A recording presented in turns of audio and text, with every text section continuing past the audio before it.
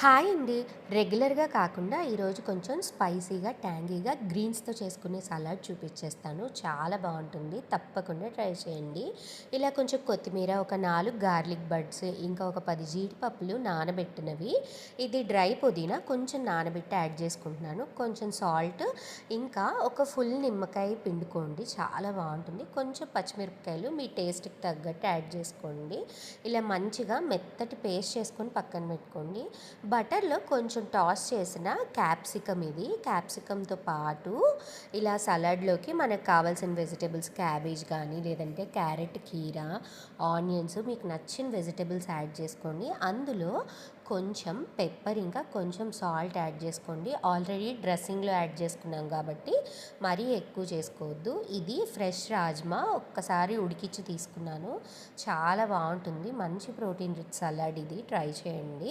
ముందు ప్రిపేర్ చేసిన డ్రెస్సింగ్తో ఇది మంచిగా కలుపుకోండి. సాల్ట్ అది అడ్జస్ట్ చేసుకోండి మీ టేస్ట్కి తగ్గట్టు.